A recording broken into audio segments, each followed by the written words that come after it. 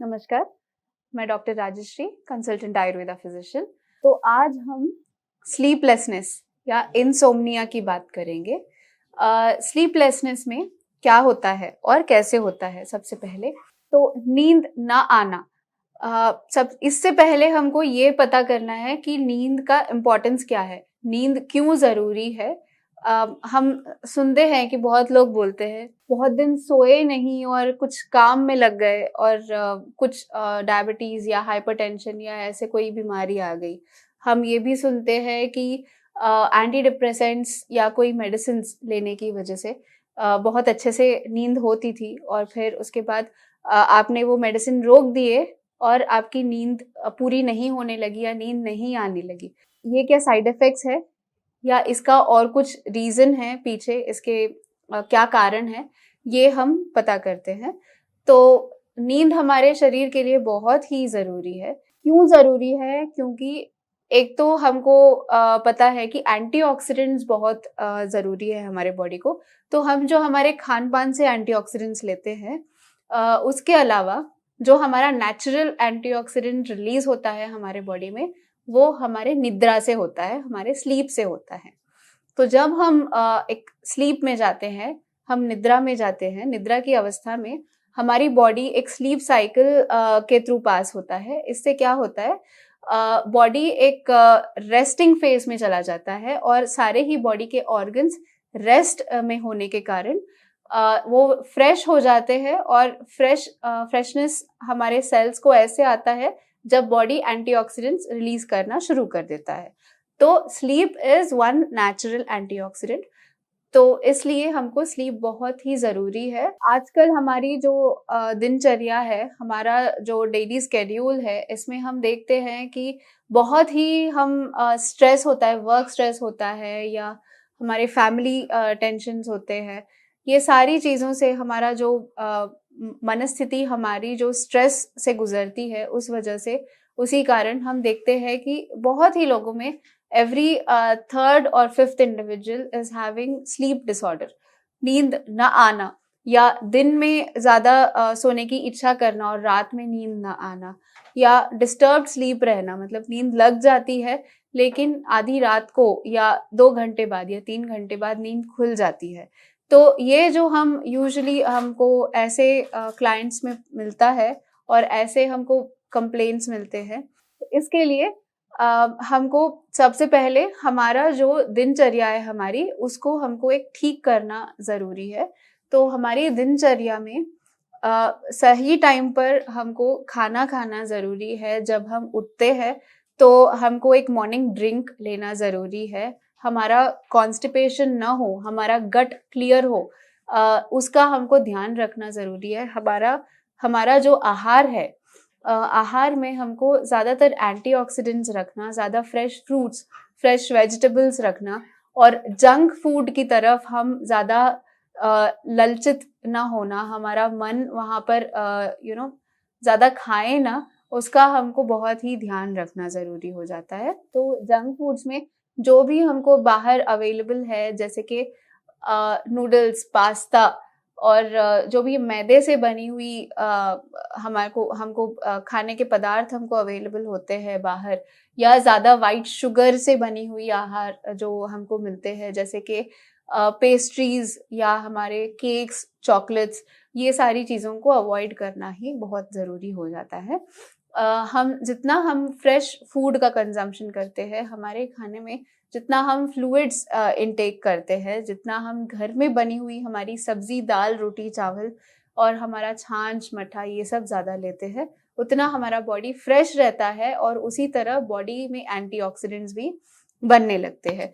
हमारे आहार में कुछ फल हमको इंक्लूड करना होता है, जैसे कि अनार, एप्पल, पपाया, हमारा वाटरमेलन, ये सब फल में फाइबर की मात्रा ज़्यादा होती है और हमको वाटर का जो बैलेंस है हमारे बॉडी में, डिहाइड्रेशन ना हो, वैसे भी हमारा बॉडी की हिफाजत करते हैं ये फ्रूट्स।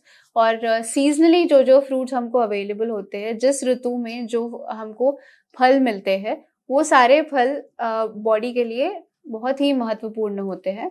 तो वैसे हमारे हैबिट में होना चाहिए, हमारी आदत में होना चाहिए कि हम एक टाइम रखें दिन में, या तो दिन का टाइम, बेस्ट टाइम फ्रूट लेने का होता है कि 12 बजे से 2 बजे के बीच में दोपहर के, या शाम के 5 बजे से पहले आप आपका फ्रूट लो। एंड हर दिन एक फ्रूट डेफिनेटली आपको कंज्यूम करना बहुत ही ज़रूरी है और बॉडी के लिए बहुत ही बेनिफिशियल है। इसी तरह पानी के बारे में अगर हम जाने कितना हमें पानी लेना होता है, कितना हमारे बॉडी को पता है कि आपको पानी लेना है, और आपके बॉडी आपको कुछ साइंस देती है, जैसे कि आपको प्यास लग रही है या आपका गला सूख रहा है तो आपको पानी पीना है। आयुर्वेद के हिसाब से ऐसे नहीं है कि 3 लीटर या 4 लीटर पानी डेफिनेटली पीना है, ऐसे नहीं है। आयुर्वेद कहता है कि हर इंडिविजुअल की क्वांटिटी वाटर का जो थ्रेशोल्ड है, वाटर कंजम्पशन का जो रिक्वायरमेंट है वो अलग अलग होता है। Definitely it has to be 1.5 to 3 litres के बीच में, लेकिन आपके बॉडी को जितना पानी चाहिए, आपका बॉडी आपको जो साइंस देता है उसे समझकर आप अगर पानी लेते हो तो उससे आपको बहुत ही ज़्यादा बेनिफिशियल रहता है। तो हाइड्रेशन से क्या होता है, आपके बॉडी में एक पानी की मात्रा बनी रहती है और आपका डाइजेशन अच्छे से होता है और एसिमिलेशन अच्छे से होता है, मेटाबॉलिज्म अच्छे से होता है।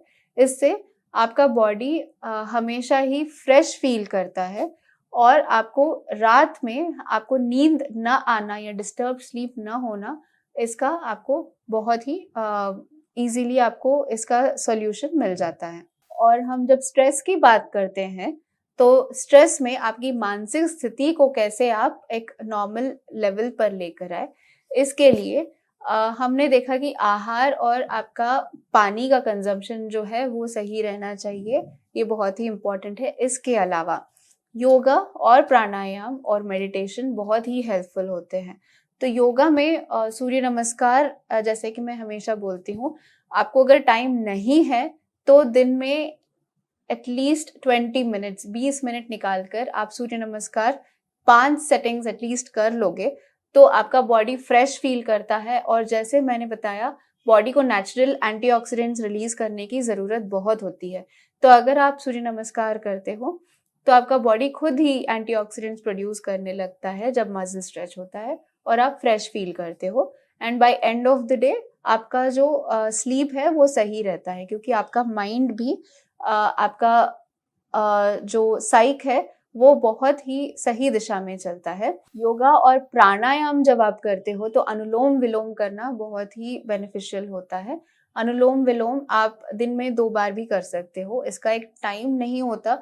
ऐसे नहीं कि सुबह ही करना है या रात में ही करना है, आपको दिन में जब भी आपको टाइम मिल रहा है आप डेफिनेटली 5 मिनट निकाल कर अनुलोम विलोम प्राणायाम कर सकते हो। इससे भी बहुत ही आपका माइंड शांत रहता है, मन चंचल नहीं होता और आपका बॉडी का जो वात है वो प्राणवायु आपकी हिफाजत करता है। तो बॉडी में वात को नियंत्रण करना बहुत ही ज़रूरी है। ये प्राणायाम से हो जाता है और योगा से हो जाता है। अगर आप बहुत ही आपका माइंड चंचल नहीं है और आप एकाग्र एक जगह पर बैठ सकते हो तो मेडिटेशन करना आपके स्लीप के लिए बहुत ही सही रहता है।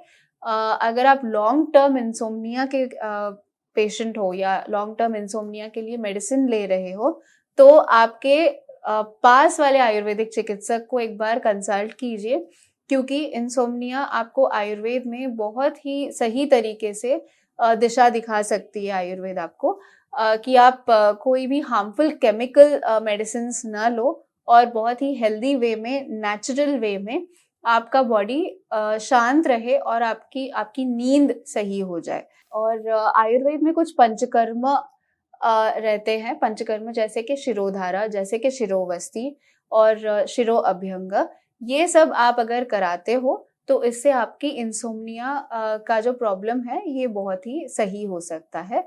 एक और बहुत इम्पॉर्टेंट आयुर्वेद का पंचकर्म थेरेपी होता है नस्य। नस्य में मेडिकेटेड ऑयल डालते हैं, जो हमारी नस्य का घी या तेल जो होता है जिसमें जड़ी बूटी के साथ हम प्रोसेस करते हैं, वो हम हर्ब्स के साथ जो प्रोसेस करते हैं, हर्बल ऑयल, वो ऑयल आपके नॉस्ट्रल में डालते हैं, आपके नासापुट में डालते हैं, और इससे आपका जो स्लीप है ये भी बेटर होता है। और बाय एंड बाय यूज से आपको इंसोम्निया अगर आपकी हिस्ट्री है तो वापस नहीं हो, वैसे आपको आपका बॉडी को बहुत अच्छे से ख्याल रखता है नस्य कर्म। तो नस्य कर्म आप घर पर भी कर सकते हो, लेकिन शुरू करने से पहले आपके आयुर्वेद डॉक्टर से एक बार कंसल्ट कर लीजिए। आपको मूर्धनी तेल जो मैंने बताया, शिरो अभ्यंग जिसको बोलते हैं, आप अपने घर पर भी कर सकते हो। इसके लिए क्या कर सकते हो, आप कैसे कर सकते हो, इसका मैं एक टिप यहाँ पर देना चाहूंगी। अगर आपका बहुत ही वात प्रकोप चल रहा है, मन बहुत ही चंचल है, अशांत है, और आपको स्कैल्प में इचिंग भी है, और आप सोते हो लेकिन आपको डिस्टर्ब स्लीप रहता है, रात में बार बार उठना पड़ता है, मैं यहाँ पर एक टिप देना चाहूंगी। सरसों का तेल या आपका तिल का तेल जो होता है, या अगर आप साउथ इंडिया में रहते हो तो नारियल का तेल जो मिलता है आपको, उसको थोड़ा सा गुनगुना करके वो आप आपके स्कैल्प पर उसकी मालिश कर सकते हो। मालिश भी कैसे करनी है, आपको बहुत ही रगड़ना नहीं है, बहुत प्रेशर नहीं लगाना है, आपके फिंगर टिप से इससे आप आपके स्कैल्प पर मालिश कर सकते हो थोड़ा सा गरम तेल लगाकर। इससे आपका मन शांत रहता है, आपका माइंड पीसफुल रहता है, और आपको निद्रा बहुत अच्छे से, नींद बहुत अच्छे से रात में आती है। ये एक है। दूसरी चीज आप क्या कर सकते हो, आप जायफल का छोटा सा टुकड़ा थोड़े से दूध में और थोड़े से पानी में उबालकर, ये आप सोने से पहले अगर लेते हो तो भी आपको नींद बहुत अच्छे से आती है। और सोने से पहले अगर आप हल्दी का दूध लेते हो, अगेन प्रिकॉशन प्रिवेंट एक कॉशन ये है कि आप अगर आपका मेटाबॉलिज्म सही नहीं है तो दूध अवॉइड करना सही होता है। अगर आपका ऑटो इम्यून कंडीशन कुछ चल रहा है तो दूध मत लीजिए, बट अगर आपका सब कुछ ठीक है और डाइजेशन भी ठीक चल रहा है तो, या फिर आपको थोड़ी सी एसिडिटी भी है तो भी आप हल्दी का दूध ले सकते हो आपके बेड टाइम से पहले, सोने से पहले। तो ऐसी चीजें अगर आप फॉलो करोगे तो आपकी नींद बेटर हो सकती है, आपका सोना बेटर हो सकता है, और डिस्टर्ब स्लीप को भी आप अवॉइड कर सकते हो, लॉन्ग टर्म इंसोम्निया को भी आप अवॉइड कर सकते हो। ऐसे ये सब टिप्स आप अगर फॉलो करते रहोगे। और इम्पॉर्टेंट एक और चीज मैं बताना चाहूंगी यहाँ पर, पिल्लो। बहुत लोगों को ये कंप्लेंट रहता है कि आपका जो पिल्लो है, जो तकिया हम लेते हैं सोने के टाइम पर, इससे कभी कभी गर्दन में दर्द होना, इससे डिस्कम्फर्ट रहना स्लीप में। यहाँ पर क्या हो जाता है, अगर आपको सर्विकल स्पॉन्डिलाइटिस या आपको कोई नेक पेन या शोल्डर पेन कॉन्स्टेंटली अगर रहता है आपके काम की वजह से, तो आपको पिलो से डिफिकल्टी होने के चांसेस होते हैं।